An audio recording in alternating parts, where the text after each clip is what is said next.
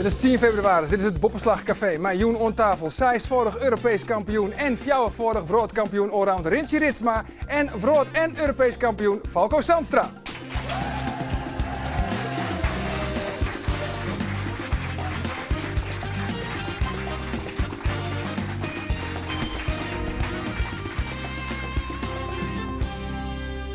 En het publiek, daar binnen de voetbalvrouwen van DTD en de VV Ljouwert. En zij zijn van Joen Ollier in het roze voor de actie Pink Ribbon.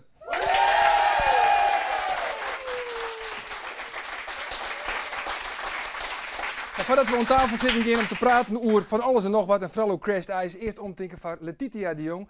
Welkom hier in het Boppenslag Café, want toen heeft het oude weekend mooi die aan het NK Allround van junioren. En de bestrijden worden. Wie dat nevens verwachting? Wie wil het meeste wat er eigenlijk in zit.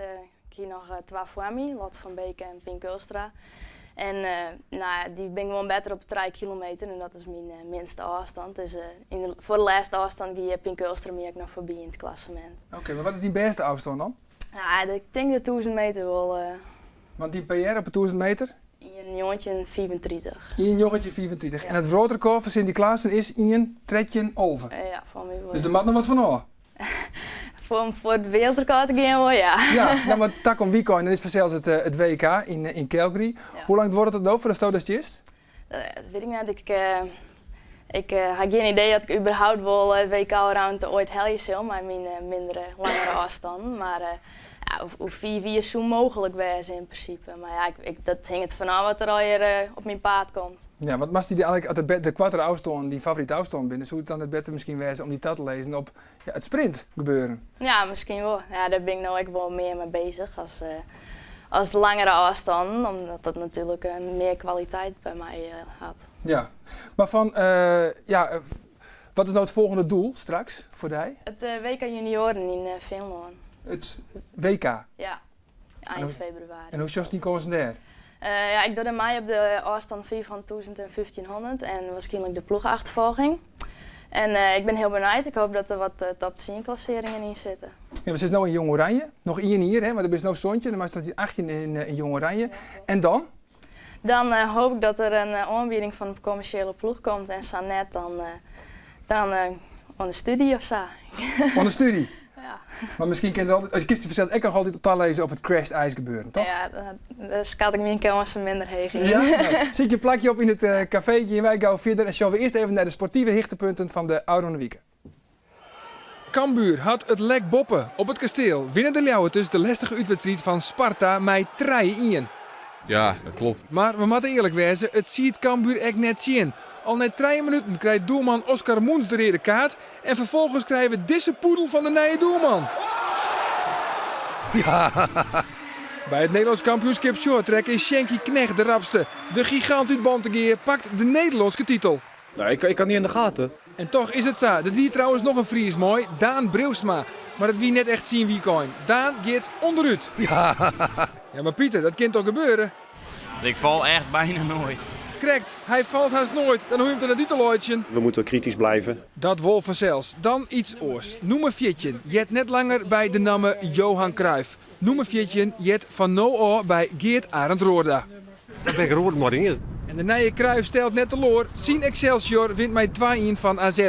Maar de allermooiste wedstrijd van het oude weekend waar het spelen op een Harkema. Harkema's boys stiet binnen een uren op een 3-0 vastsprong tegen titelkandidaat Rijnsburgse boys. Maar uiteindelijk wordt het in een zinderend spektakel toch nog fjouwer. De analyse naar Ouderin van Peter Meindersma is helder. Ging op en neer. Precies, dan naar het basketbal. Ares verliest op een nij. No van Leiden. Het was niet veel soeps eigenlijk, als ik heel eerlijk ben. De Flyers winnen wol, alweer voor de 8e keer op Riegen. En nu is Nijmegen het slachtoffer. Nou, de Flyers staat er ook in, kunnen wij de kampioensbeker of vers bestellen. Ja, du kent mooi zees altijd, maar nee. Oude weekend, wie het evenement Crashed Ice. En in Valkenburg op een Kouwberg wie er een 390 meter lange gliedbaan maken. En deze beide heren binnen onder een tagien. Ja, de eerste vraag moet er vanzelfs wezen. Hoe gaat het? Nou ja, ik zit nog. Als ik sting dan heb ik meer les. Maar ja, ja het stuurbonkje, de schouder, de ribben ben wat kneusd en er wat les van de nekken. Oké. Maar ik leef nog. Je doorleeft nog. En doe ik, Rintje, hoe gaat het met jij? Ja, ik heb weinig klachten. Alleen nog ribben. Alleen nog de ribben? Ja, ja. Kneust? Ja, kneust, ja. Want, hoe kwam dat? Ja, dat was nog een overblijfsel van een trainingskamp in Oostenrijk. Daar hier ik al een keer de kersenshut raken. Oké. En daar kwam nog een crash doorheen en over nou rond een weekend. Dat is net beter van worden. Nee, kan ik me voorstellen. Maar Falco, hij is nog in het ziekenhuis lang, toch? Ik heb heel even in het ziekenhuis liggen, ja. Dat wie van de eerste dag dat ik op een bult, oer een bult in een sprong. En kreeg net langer nog weer dat ik op de opvallende bult voel. En daar droeg ik wat ruis op de long en het zuurstofgehalte in het bloed dat zakken wat naar beneden. En Dat klinkt dus serieus. Nou, valt mooi hè. Ik ben maar 4 roeren wie ik weer uit het ziekenhuis was. Maar voor extra zorg hebben ze me er toch even heen gebracht. Maar, Ja. ach ja, ik dacht ik weer een keer gaan hoor. Nou, precies, Ik heb nooit in de ambulance zitten. Dus, Maar gillende sirene of ja, niet? ik nog. Ja? Ja. Falco Zandstra in de ambulance. Nou, voor de meesten die het absoluut net weten waar het ook zit, laten we even zien. Dit is Crashed Ice. Welcome to Valkenburg in the Netherlands, where 25,000 party-prepared fans came to check out the action at the second stop of the Red Bull Crash Ice World Championship Series, and they were not disappointed. These guys were fast and furious on this very wet course, and the action went down to the line almost every time. The action has been insane so far, and the final is locked into the gate. 25,000 screaming fans checking out this big race for the final. Through the minefield, Pilainen extending his lead. He crosses clearly in first place, and it's a very close battle between Scott and Kyle, but it is clear Arttu Pilainen wins it. Ja, heren, doet ze in benaderen. Hier liep wel in de gaten dat dit is dus Crashed Ice. Ja, ik wist het. Ja? Dus ik zei gelijk ja. Gewoon de horst van snelheid. Versnelling. Ja. En dan is het gelijk wel iets van, ja, dit is echt iets voor mij. Nou, echt iets voor mij. Ik vind de uitdaging vond ik gewoon leuk. En ja, wij maken dus van tevoren een illusie dat wij überhaupt ik mij zo'n om de prijzen. Dus het ging eigenlijk om een competitie tussen Gerard van Velde, Annemarie Thomas, Falco en mij. Ja, maar zij die echt mooi, hè? Gerard van Velde en Annemarie? Ja, ja. En uiteindelijk ging het een beetje tussen Falco en mij. Ja. Maar Falco, hier stond ook gelijk in de gaten van, dit is Crashed Ice? Nee, absoluut net. Nee. Dus gewoon in de blind en ja... Nou, ik heb eerst even zien op internet wat het weer. En toen werd mijn twijfels alleen maar nog maar erger. Ja. Toen heb ik Rintje bellen, want ik jet dus dat hij dus wel mooi die. Ja, hij zei dat moest ik wel mooi van kleer. Ja. Nou ja, dan maar even met thuis hekken toe lijn. En die Ja. vond het op zich goed. Dus Ja. dat weer prima. Nou, toen Ja, heb die zit net zijn lid. Nee, ik heb net Shell lid. Nee. Maar toen heb ik hem bellen. Ik zei, nou, ik doe het mooi, hè? Ja, het zal tijd worden, zei hij. Ja. Ja. Maar is het topsport, jongens? Ja, Ja, 100%. absoluut. Ja? Ja? Maar hoe hut jit het? Ja, hangt een beetje van de baan houden. Beetje, maar deze baan in... Dit is snel, ja? Dit is weer heel snel. ik denk dat ze tussen de 60 en 70 km per uur helden. Ja, en even voor de vergelijking, een 400 meter, hoe gaat dan? Maximaal? Ja, ik zei iets. Ik zei Een iets. snelle baan. Ja. Maar van hoe hoog is het daar op een Kouberg? Hoeveel meter? Tot Wat 2 hier, meter, 40, 50? Ja, want we een drop van 30 meter. En hier is het eerst het stukje vlak, waar je dus door die poort in gongst. Dan is het liet stukje skuun. En dan is juist de baan net meer. Want dan gaat hij dus 30 meter naar beneden onder een hellinghoek van 30 graden of zo. Ja, 40, Of 44 graden. 40, 44 graden. Nou ja, en dan is het dus een stukje verder. We hebben een trapouwgong, dat weer een moeilijke stik, dat hebben we rechts jongen. Ja, en dan gaat het eigenlijk op een del en bochtjes, springen, gekdwaan, drukken. Maar je hebt het wel serieus ompakt, hè? Want je hebt dus, zouden ze al op trainingskamp West. Ja, we hebben een keer als strijden hebben we op een ijshockeybaan hebben we getraind. En als die eerste beelden zoals, dat is echt lachwekkend. Dat krijg je of op nij leren rieden op ijshockeyraces. Hij is natuurlijk geen punt voor en geen punt achter. Dus de lijst of op een snuit of op een kont, in je van de beide. En de stabiliteit is super moeilijk. En Falco is maar 1 keer op de baan geweest in Oostenrijk, in Weidring. Ja. Want de eerste keer weer blesseerd, hier een liesblessure. Ja. Maar ik ben 2 keer geweest. En ja, dat scheelt wel. Dat is in ieder geval een tussenstap naar de baan toe. Maar dat de baan eigenlijk zou veel extremer wees hoe. Daarom is die beter. Net in te scoren. Dat is Meer trainen. Ja, het Krijg eens vroeger meer Falco, ervaring. meer trainen. Dan komt het er weer uit, hè? Maar goed, je had dus je op en top prepareerd. En dan sta je daar onder start op de Kouberg. Nou, we hebben de beelden van. We zullen er even naar Sjen. Van, daar sta je hem daar. De adrenaline spuit je hem denk ik uit de eren waai. Zo, echt verschrikkelijk. wel, ja. Maar dit is Rintje. Je En Falco nog vol vertrouwen in je. Ja, je verneemt hier in principe ik niks meer. Hè? Ondanks dat je toch een protte les hebt van het schouder. Als test is, nou, dan giert het al de adrenaline. En Giel, dat is Annemarie Thomas, hè? Ja. Voor de duidelijkheid. En Falco heeft een pikstart. Valken wie heel goed vissen. Wie zeker in pik staat. Nee, Dat is Annemarie. Of is dit Falco? ja, maar nogmaals, het is wel knap wat Annemarie... Oh, dit is Falco, dit, Falco hè? op een kont. De praat erin, Falco, maar die is toch, hè? Ik kwam net uit de boring mooi. En daar heb ik nog steeds les van. Ja. Ja, dat is een heel vervelend punt, die trap. Dat weer het allervervelendste punt. Daar ging de derde volging daar hut onderuit. En dit is toch, intrigeert. Ja, en dit... Remstoot. ja. Wow. En daar kwam ik alweer aan, maar... Hij kon mooi trokliedje. Hij gliedje zat er op de bocht in, dat is hij. Ja. Ik krekte kwaad eigenlijk. Krijgt de kwaad, want daar komt de wollen hoor. Spek en Maar speklet ijs. En het ben natuurlijk wel heel veel heats wist. Dus dan is het ijs, ik alweer oors dan Smuis zegt bij de training. Maar Smuis hebben kon wij 2 trainingen van. 2 trainingen, 2 oudalingen. oudalingen. Ja, en dat is het. Zoals ik net zei, dat is maar onbeperkt op die baan naar beneden kerst. Dus dan moest het mij totaal. Hebben wij 6 of zo aan oudalingen We hebben in maken. principe maar 2 oudalingen volgens mij maken maar die hege start. Ja, nou, ik heb die wedstrijd nog aan. Dus Dan ik ben is meer. draaien, ja. Weer meer. Ja, iedere keer. weer meer. Ja. Maar dan is Train er nog boven. niet meer.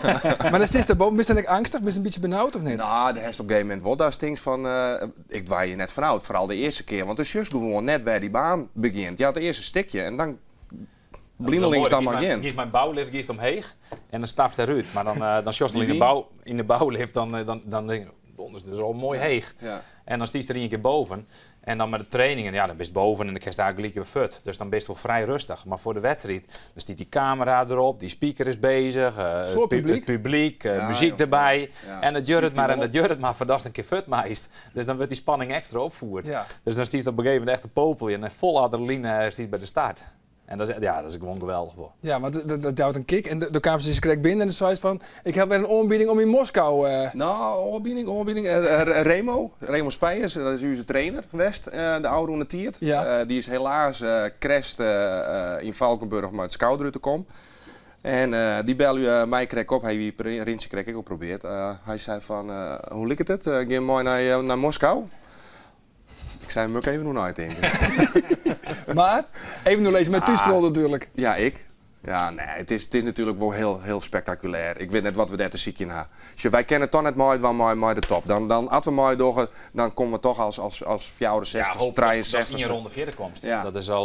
Dan- Dat is een soort van afval race. Ja, Ja. het start per 2 en de val er 2 ouw. Dus het veld wordt in één keer halveerd.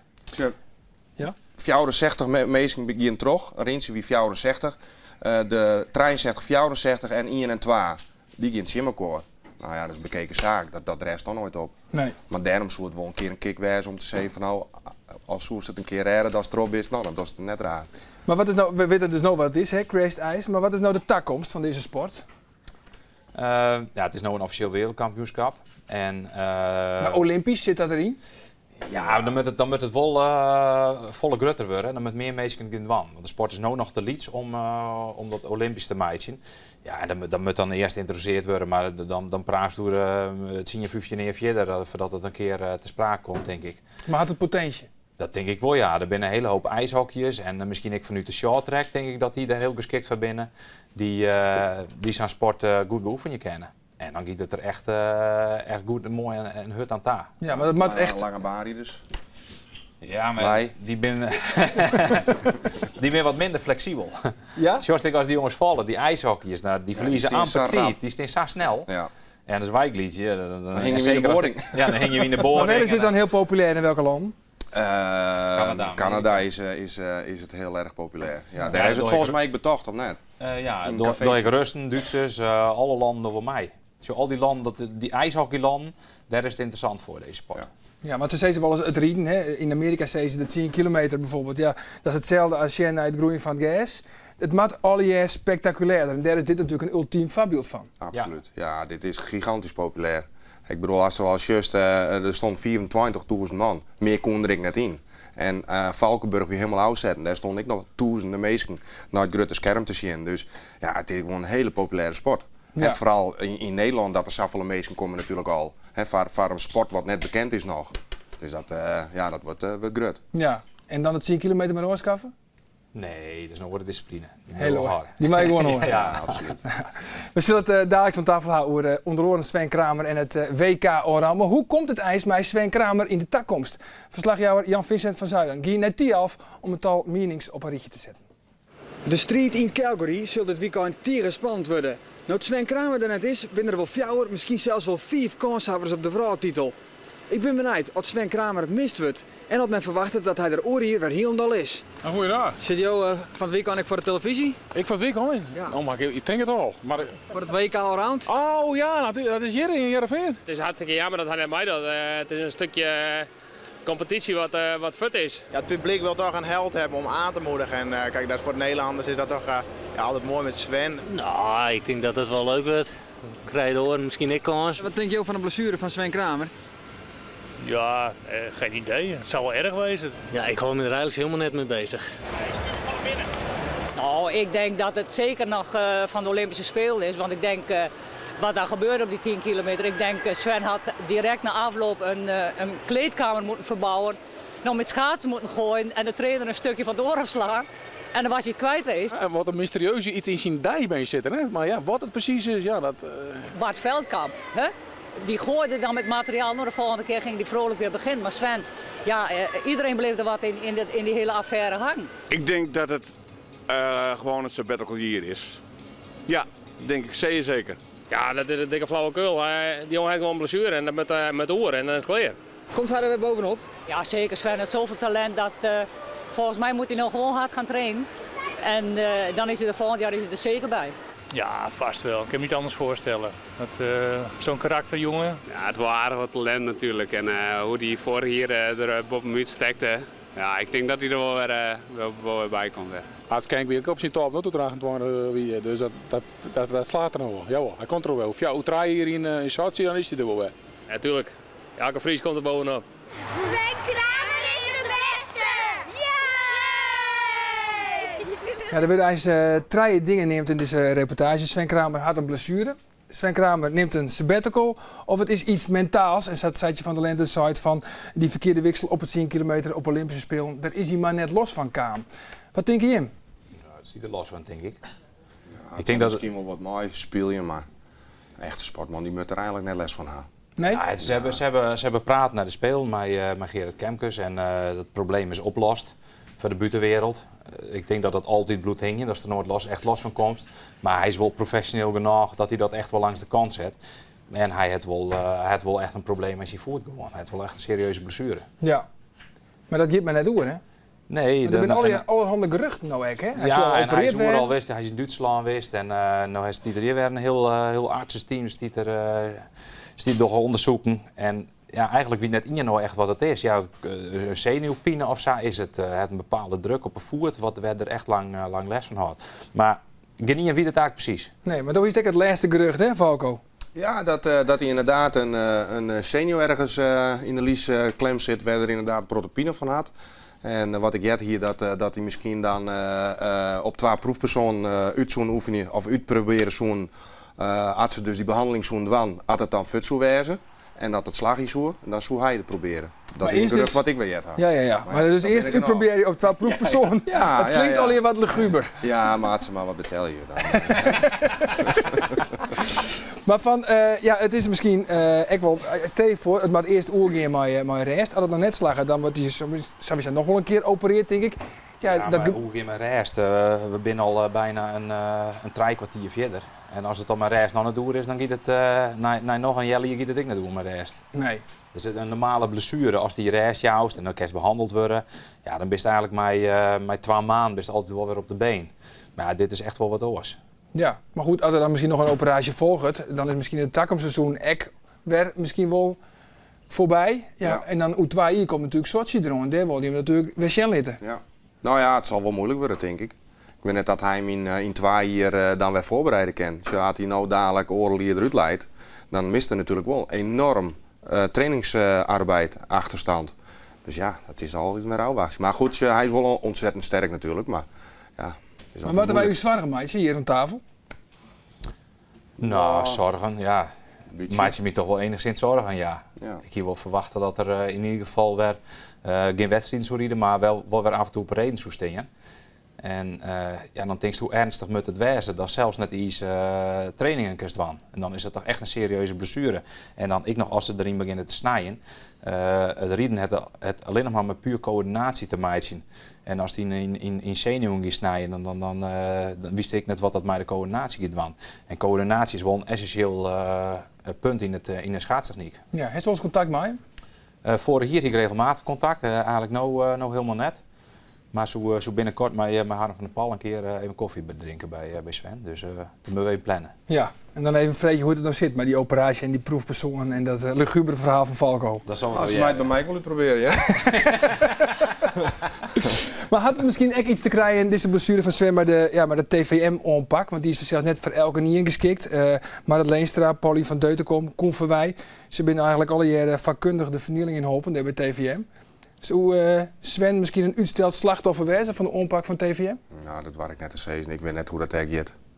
Dus, ik denk dat er incident misschien beter op antwoord je kan. Ik ben er altijd uit. Hè. Ja, ik ken er beter niks van zeggen, want dan zei Geert Kuperwerd ook bij de Muppets. Ja, dus, wat dat denk ik, we daar wel zitten in zo'n situatie. Oh, dat bovenin, dat ja. Het probleem is, iedereen weet wat er aan de hand is en genieten door er wat van te zeggen. En dan als er dan een keer wat zei, dan vielen ze zich afvallen en dan gaan ze gelijk in de tegenaanval. Maar wat is er aan de hand dan? Nog één keer? Ja, dat is gewoon trainingsaanpak. Dat is gewoon heel duidelijk. En dat is al heel langzaam. En op een gegeven moment is het, dan moest ik leren van fouten. En als ze dan hier op hier dezelfde fouten maatje, ja, dan is het maar welke hardnekkig. fouten binnen dan in de trainingsonpak van Kemkes? Ja, gewoon het programma en een stukje krachttraining waar toch wel een groot probleem leidt. Ja, want de hele ploeg is echt een beetje oorstemd op Sven Kramer natuurlijk.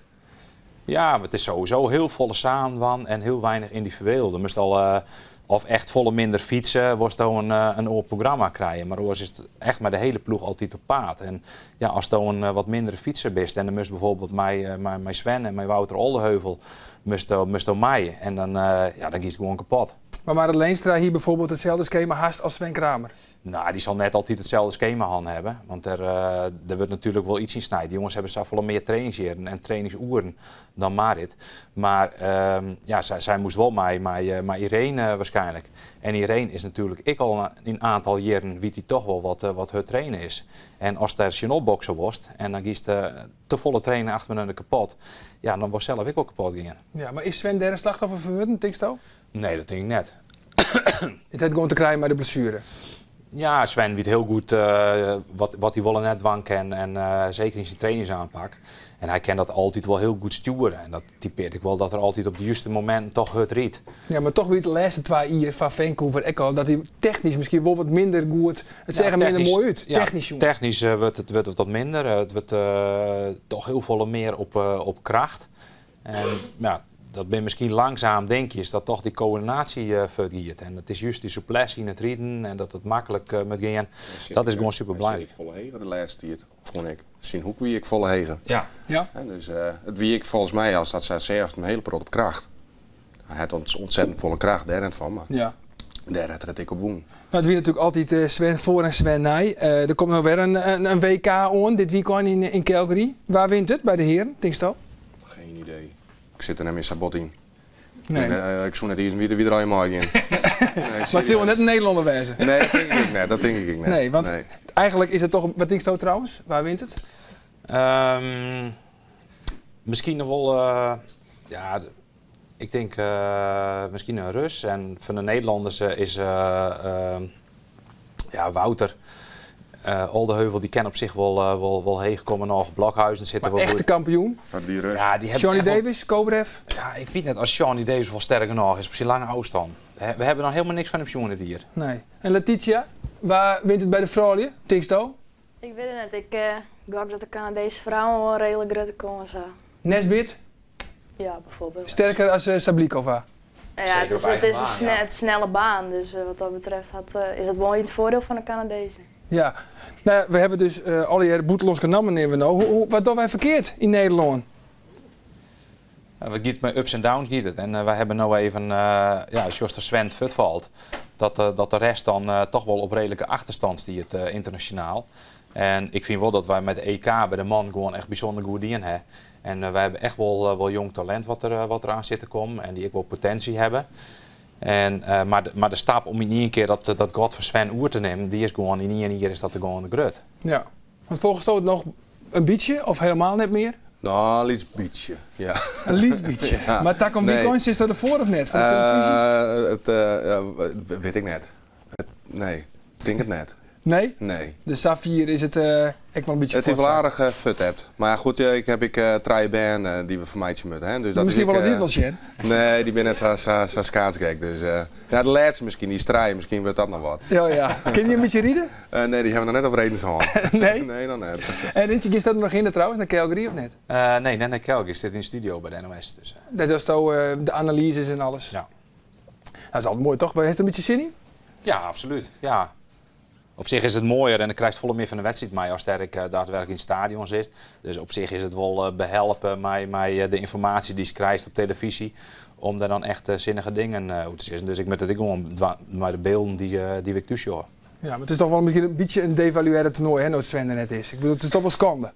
Nou, vind ik net. Nee, vind je dat net? Nee, dat is genoeg talent. Jawel, maar hij jet er in principe bij. Het is jammer dat hij blessure heeft, maar hij jet er in principe nog bij. Ja, maar als het een blessure is, dan jet er net bij. Nee, maar ja. Ja. Nee, maar het verschil is volgens mij net meer zo groot als ik de oren internationale jongens zie. Dat Sven echt maar een heel groot afstand kan winnen. Dus het zo'n spannend toernooi wist wezen, denk ik.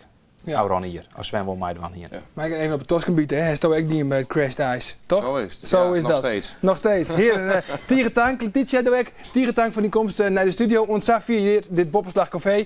Nou manje, dan ben wij er weer. Dan maar eens reguliere Boppenslag uitsturing. En dan onder een portret van JRV-speler Filip Juricic en een verslag van Lissertje, Harkemasse Boys en basketbal. Waar we het ontan, hoe dan ook nog een gezellige jongen. Dag. Bedankt. Bedankt.